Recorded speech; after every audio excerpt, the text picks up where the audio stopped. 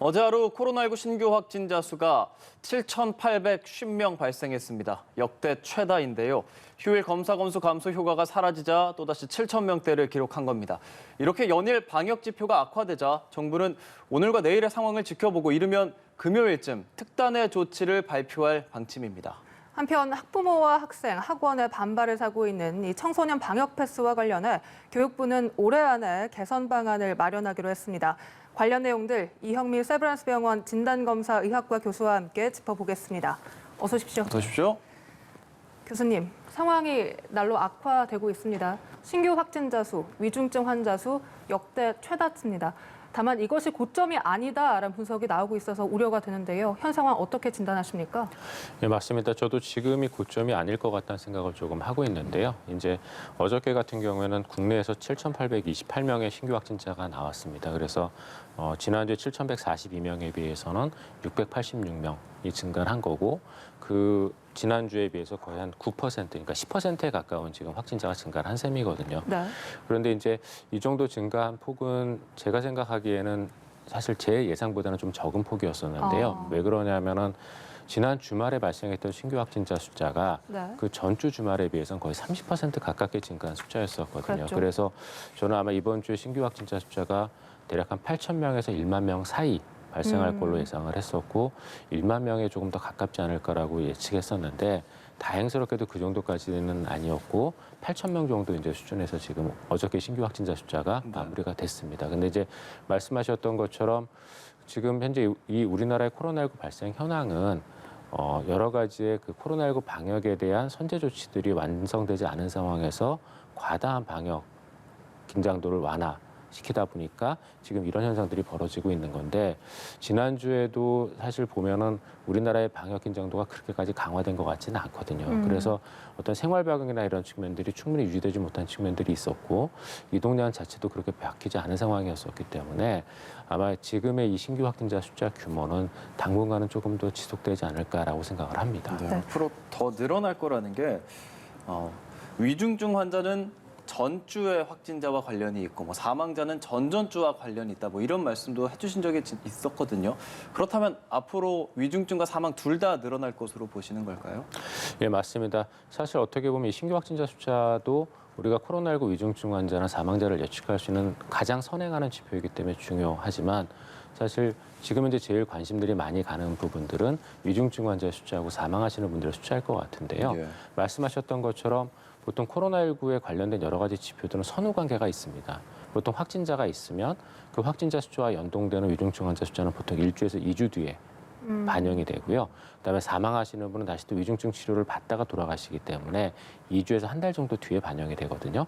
그러면 어저께 우리의 그 신규 확진자 숫자, 그러니까 어제 사망자하고 위중증 숫자는 굉장히 많았었는데 네. 어저께 70분이 돌아가셨고요. 네. 이렇게 많은 분이 돌아가셨음에도 불구하고 위중증 환자가 58분이 추가가 되면서 964명이라는 위중증 환자 숫자를 기록을 했거든요. 그런데 이게 요새 발생하고 있는 7, 8천 명대의 코로나19 확진자가 반영된 게 아니라 사실은 2주 전에 해당되어지는 대략 한 5천 명대의 신규 확진자가 발생했을 때 위중증 환자가 지금 반영이 되는 거고 돌아가시는 분들 숫자 이번 주만 해도 거의 지금 한 40에서 한 70명, 80명 정도 지금 매일 돌아가시고 계신데 네. 이 숫자는 대략 한 2, 3주 전, 즉 4천 명대 확진자가 발생했을 때 그 나오셨던 그 감염됐던 분들이 지금 돌아가시고 계신 거거든요. 그래서 이것들을 고려를 해보게 되면은 신규 확진자 숫자가 지금 수준에서 멈추더라도 아마 다음 주 정도 위중증 환자 숫자는 1,000명이 넘어갈 가능성이 저는 넘다고 생각을 하고 그다음에 돌아가시는 분들의 숫자도 지금보다 더 많이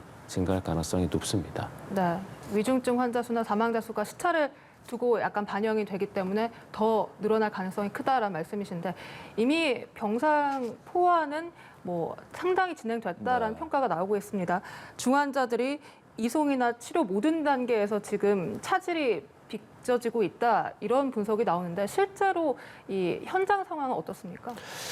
어느 정도 막 그 영향도 없지는 않을 것 같습니다. 왜냐하면 이제 지금 현재 병상 대기자가 1,500명 정도 육박하고 있고 그러다 보니까 코로나19 확진을 받으신 분들 중에 제대로 된 병상 분류, 그러니까 그 확진자에 대한 중증도 분류를 받고 병상을 배정받는 시간들이 점점 길어지고 있거든요. 그래서 어느 정도 영향이 있기는 있지만 그래도 아직 크지는 않은 걸로 생각이 됩니다.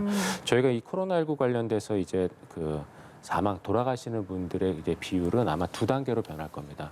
그러니까 첫 번째는 일단 코로나19의 감염 전체 규모가 늘어나면서 그러면서 거기에 따라서 위중증 환자 확진자가 늘어나는 단계가 있을 거고요. 근데 이때는 아마 돌아가시는 분들의 비율 자체는 큰 변화는 없이 규모가 커지면서 확진자 숫자가 늘어나는 거거든요. 그러다가 우리의 의료 역량이 코로나19 확산 규모를 따라가지 못하면 그때부터는 이제 위중증 환자에 대한 대응 자체가 지연이 될 거고 그때부터는 규모뿐만이 아니라 사망률, 치명률 자체도 올라가게 되는 단계로 들어가게 되거든요. 근데 아직까지 위중증 환자 병상 자체에는 약간의 여력이 남아있기 때문에 그 정도 단계까지는 가지는 않았지만 말씀하셨던 것처럼 일단 환자 분류라든가 이런 부분에서 지연이 되기 때문에 생기는 여러 가지의 문제들은 현재 발생을 하고 있고요. 그다음에 이런 이 시기를 지나게 되면은 그래서 확진자가 진짜 더 늘어나게 되면 그때부터는 전반적인 대응 역량 자체가 급격하게 떨어지게 되면서 치명률이 올라가는 구간이 나오게 될 거고요. 그때부터는 많은 분들이 희생될 가능성이 높다고 생각을 합니다. 그렇기 때문에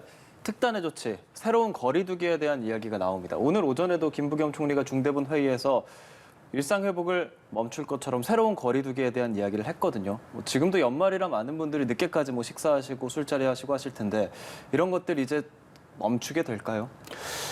당분간은 좀 우리 모두를 위해서라도 조금 저는 한숨 돌리고 갈 필요가 있다고 생각을 하는데요.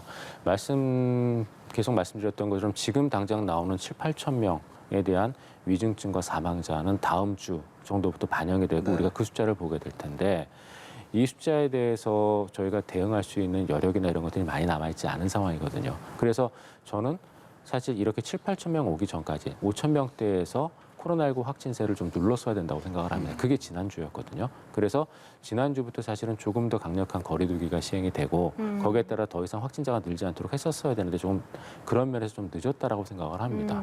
근데 어찌됐건 간에 정부의 정책은 정책이고 저희가 이 코로나19에 대해서 할 수 있는 것도 또 할 수 있는 것들은 또 개인적으로 또 해야 되기 때문에 약간은 조금 한숨 돌리고 이럴 필요가 있다고 생각을 하고 거기에 대해서 일반 시민분들께서도 좀 많은 협조나 이런 것도 해주시면은 감사할 것 같습니다. 네, 이 더 강력한 사회적 거리두기 강화 조치로 모임 축소나 인원 제한 같이 지난 4단계 거리두기 때 했던 조치들이 언급이 되고 있는데요. 교수님께서 보실 때 그러한 조치들이 가장 그래도 강력한 조치라 보십니까? 아니면 더 고삐를 재야 된다고 생각하시나요? 근데 말씀하셨던 그런 조치들이 그동안 효과가 없었던 것은 아닌데 근데 사실 우리가 처음 이러한 그 모임, 사적 모임을 제한했었던 작년 말에 비해서는 올 한 10월 정도부터는 효과가 많이 떨어진 거는 맞거든요. 사람들이 거기 이제 익숙해지기 때문이었기도 했고, 그다음에 피로도를 많이 느끼기 때문이기도 했기 때문에 이 조치들이 효과를 나타내기 위해서는 나타내는 정도는 제가 보기에는 작년 말에 비해서는 좀 덜할 거라고 생각을 합니다. 효과 자체가. 네. 또 한 가지 중요한 거는 지금 우리에게 주어진 시간이 그렇게 많지가 않거든요. 네. 그러니까 우리가 지금 필요한 거는 앞으로 한 달 정도 코로나19 확진자 관리를 어떻게 하느냐라는 부분인데 지금 말씀 주신 사적 모임 제한에 의한 여러 가지 코로나19 확산세 감소를 보기에는 너무나 소요되는 또 시간이 많습니다. 대략 한 2주에서 한 달 정도가 걸릴 거거든요. 네. 그래서 그런 것들을 고려한다면 저는 오히려 짧고 강력한 조치가 보다 더 강력한 조치를 짧게 가는 게 좀 더 나을 거라고 생각이 되고요. 그러면서 그 사이에 여러 의료 역량에 대한 준비들, 그다음에 3차 접종에 대한 좀 적극적인 진행 이런 것들이 이루어져야지만 우리가 이 코로나19에 의한 이번 겨울 위기를 슬기롭게 넘어갈 수 있을 거라 생각을 합니다. 짧고 강하게라는 말씀을 해주셨는데요. 많은 분들이 그렇습니다. 짧고 굵게 갔으면 좋겠다는 얘기는 하지만 지금까지를 보면 2주 연장 계속하고 백신도 계속 맞는데 상황은 악화하고 이런 상황에서 백신 패스는 먹통이고 사실 부정적인 의견을 갖고 있는 분들이 상당히 많거든요. 어떻게 설득을 할 수 있을까요? 거기에 대해서는 정부의 이제 지표에 대한 내용과 아젠다가 명확하게 나와야 된다고 생각을 하는데요. 일단 두 가지가 저는 필요하다고 생각을 합니다. 첫 번째는 말씀드렸던 것처럼 일단 이 사태에 대한 명확한 설명과 그다음에 이 사태가 벌어지게 된 이유에 대한 그 여러 가지 보완책들이 있어야 되고 그것들을 국민들에게 잘 설명함으로써 국민들이 납득을 먼저 할 수 있어야 된다고 생각을 하거든요. 왜 이런 말씀을 드리냐면은 사실 단계적 일상회복 들어가기 전에 우리가 코로나19 고위험군에 해당되어지는 예방접종 미접종자와 그다음에 60세 이상의 돌파 감염에 취약한 분들에 대해서 여러 가지 조치들이 있어야 되는데 그런 부분들이 분명히 미약했습니다. 네. 그건 많은 전문가들이 지적을 하고 있고 저도 역시 그런 얘기를 한 부분들이 있거든요. 그래서 지금 이런 확산세가 일어나는 거기 때문에 그런 부분들에 대한 어떻게 보완할지에 대한 정부의 정확한 설명과 그다음에 거기에 대한 국민들의 이해를 구하는 과정이 있어야 된다고 생각을 하고요. 그다음에 두 번째는 그러한 조치를 취했을 때 생기는 여러 가지 부작용들이 있습니다. 대표적인 게 이제 자영업자들의 피해 같은 것들이 되겠는데요. 그런 부분들에 대한 지원책 역시도 명확하게 이제는 밝혀야 된다고 생각을 합니다. 더더군다나 지금 현재 그 정부의 그 방역에 대한 여러 가지 관리 정책들을 보게 되면 방역 패스의 강화가 지금 메인 정책 중에 하나이고 네. 그다음에 추가 접종이 이제 그 다음에 정책인데 이 방역 패스의 강화라는 측면은 사실은 11월 초부터 시행이 됐었어야 되거든요. 근데 여기에 대한 시행을 여러 가지로 느슨하게 운영을 하다 보니까 확진자의 증가랑 지금 연결이 돼 있어서 이걸 다시 강력하게 가겠다는 게 정부의 입장인데 문제는 이 방역적 패스의 강화를 하기 위해서는 필수적으로 필요한 게 그 조치를 취함으로써 얻게 되는 자영업자들의 손해에 대한 보상들이거든요. 그러니까 이게 무슨 얘기냐면은 솔직히 식당이나 카페 같은 경우에는 손님은 갑이고 그다음에 운영주는 을입니다. 그런데 갑이 제대로 준수하지 않는 그런 방역을 을이 나서서 거기에 대한 제재를 가하고 제한을 해야 되거든요.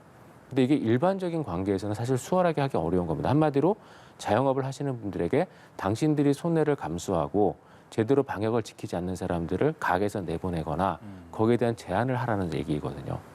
근데 그게 그동안 보상이 없던 상태에서 그런 것들을 하라고 하면 당연히 자영업 하시는 분들께서는 거기에 대해서 굉장히 부담감을 많이 느끼고 분노할 수밖에 없거든요.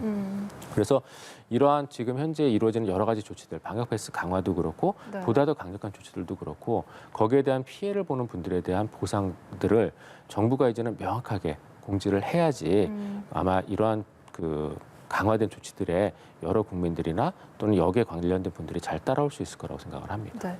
사실 이 방역 패스 QR코드 일부 오류가 이틀째 반복되면서 이 자영업자들의 불만이 더 커지는 측면도 있는 것 같습니다. 그리고 무엇보다 3차 접종 속도를 내야 될 텐데요. 이 3차 접종률이 이 사전 예약 첫날 179만 명을 기록하면서 하루 최대치를 기록했어요. 많은 국민들이 동참을 해주고 있다고 봐야겠죠. 예, 맞습니다. 그래도 이 3차 접종의 중요성에 대해서는 이스라엘 사례가 명확하게 지금 나타내지고 있는데요. 이스라엘 같은 경우에는 예방접종 완료율이 한 65% 정도로 우리나라보다 많이 낮음에도 불구하고 현재 이스라엘의 코로나19 상황은 굉장히 안정적으로 유지가 되고 있거든요.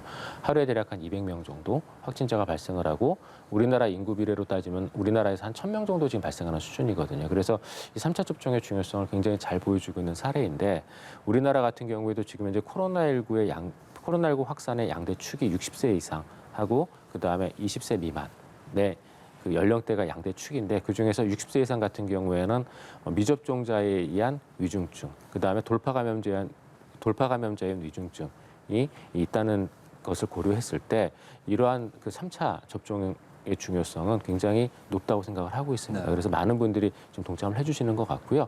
좀 더 속도를 내서 이 연령대에서의 3차 접종, 그다음에 나아가서는 전체 국민들 그 대상이 되는 분들의 3차 접종이 보다 더 수월하게 빨리 진행이 되면 좋을 것 같습니다. 네, 이런 가운데 청소년 백신 접종이 그래도 많이 높아졌다고 해요. 또 학교 단위로 찾아가는 백신 접종이라는 그런 방안도 내놓은 상황인데 그렇지만 청소년 방역 패스를 둘러싸고는 찬반이 극명하게 갈리지 않습니까? 전문가로서 부작용을 걱정하고 있는 학부모들에게 뭐 괜찮다 혹은 어떤 상황이다라고 좀 말씀을 해주신다면요. 일단은 뭐 부작용에 대해서는 많은 전문가들께서 말씀을 주시고 계십니다. 성인보다도 훨씬 뭐 낫다는 얘기도 있고, 그다음에 제일 염려가 되는 심낭염이나 심근염 같은 경우에도 거의 대부분 완치가 가능하다는 말씀들을 주시고 계시기 때문에 얼마나 안전하다에 대한 말씀보다는 저는 이런 말씀을 드리고 싶은데요. 지금 현재 계속 코로나19에 대한 변이형들이 출현을 하면서 점점 더 감염력이 높아지고 있는 상황이 이어지고 있습니다. 네. 중증도에 대한 것들은 아직 다루는 안 나왔지만 오미크론 변이 같은 경우에는 델타 변이보다도 감염력이 거의 2배에서 4배 정도 높을 걸로 생각이 되거든요. 예. 이 얘기는 무슨 얘기냐면은 지구상의 코로나19에 대해서 지구상에 있는 모든 인류가 코로나19에 대해서 면역력을 가질 때까지도 감염은 지속될 거다라는 거 저는 생각을 하거든요. 그렇게 되면은 지구상에 있는 모든 사람이 코로나19에 대한 면역력을 얻기 위해서는 둘 중에 하나밖에 없습니다. 하나는 감염이 되거나 하나는 예방접종을 하거나 네. 제3지대라는 건 존재하지 않습니다. 즉 많은 사람들이 코로나19에 대한 예방접종을 받아서 예방접종 완료율이 90%에 가까운 국가에서도 코로나19에 대한 감염 지속되고 있거든요. 예. 대표적인 예가 이제 포르투갈 같은 국가가 되겠는데요. 그래서 그것들을 고려했을 때 과연 우리의 아이가 코로나19에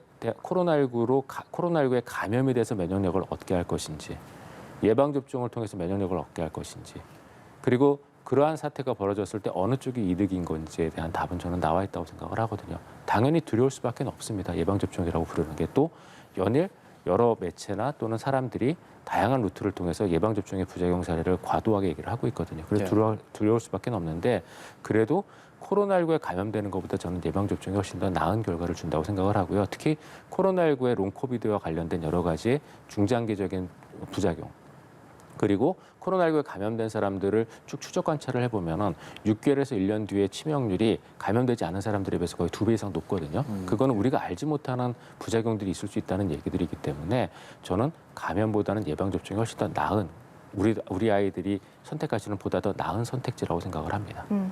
이런 가운데 교육당국은 청소년 방역 패스 개선 방안을 검토하겠다고 밝히면서 한 발 물러섰습니다. 교수님께서 전문가로서 어떤 식으로 좀 보완이 돼야 된다 생각하시는지요?